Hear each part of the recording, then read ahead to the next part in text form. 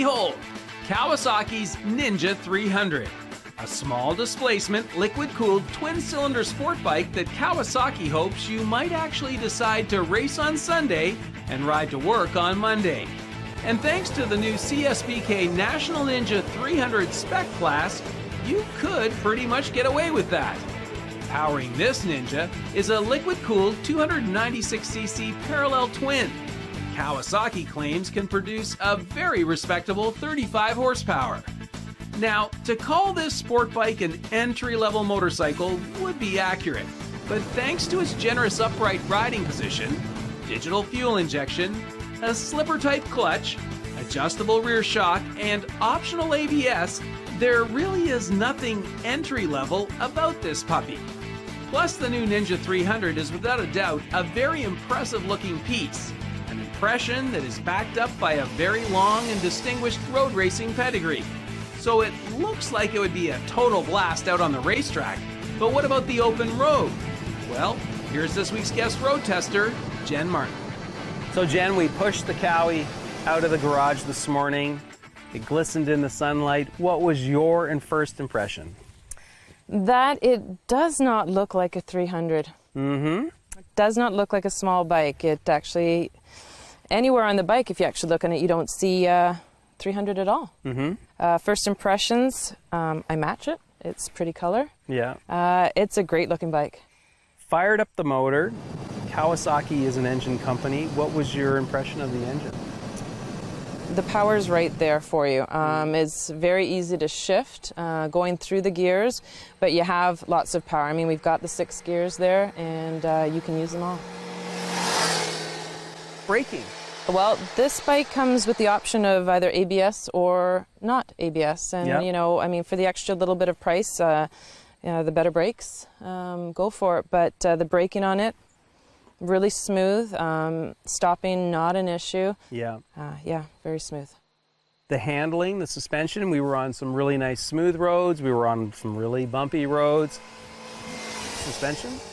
Suspension's really good. You know, I mean, I ride a bigger bike, but this is a lot of fun. On the twisty roads that we had here, and taking it for a loop. Very light, very nimble, nice and easy. And yeah, I mean, when you're taking some of the grooves and things like that, you really didn't feel it. It was nice and smooth. How did you fit this bike? Because clearly it's designed for, someone who may not be all that tall. Very narrow saddle, Yeah. very short reach to the ground, low saddle. So how did you fit? You know what?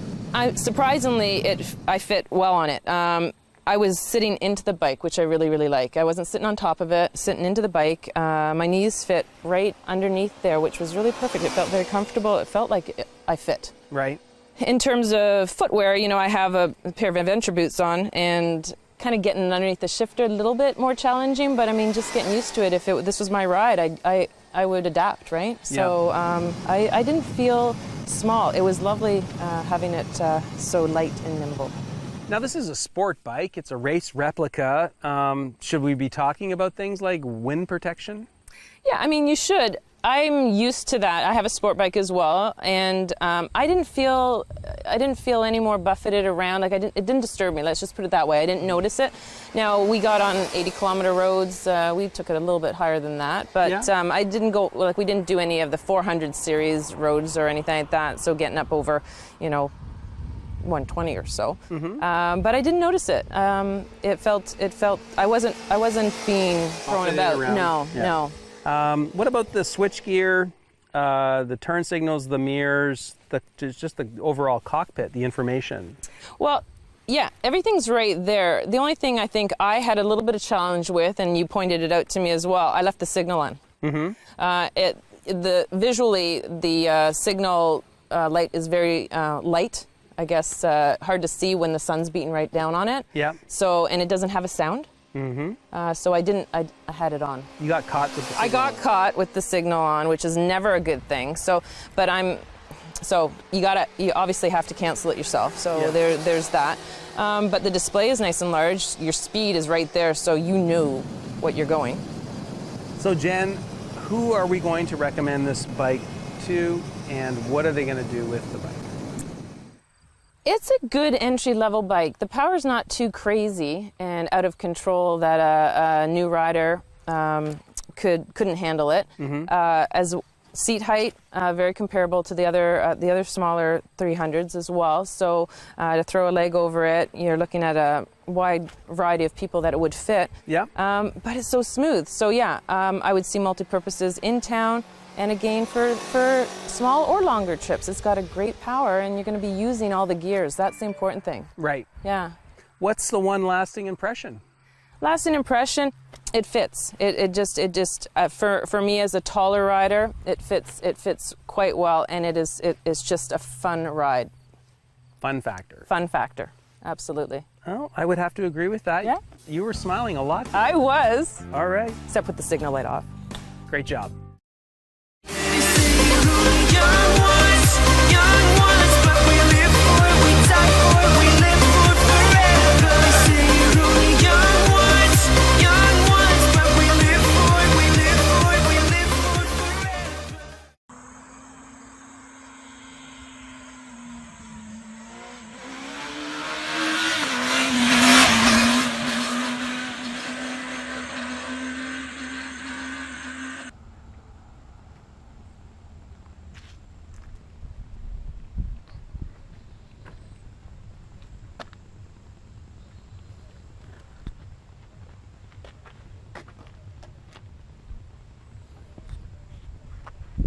All right, gonna start it up.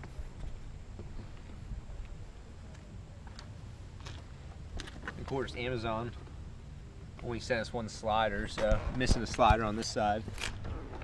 At least we got this side, although I'm more likely to fall to the other. Let's give this thing a cold start. I guess you don't got your mic on there, but it's probably all right.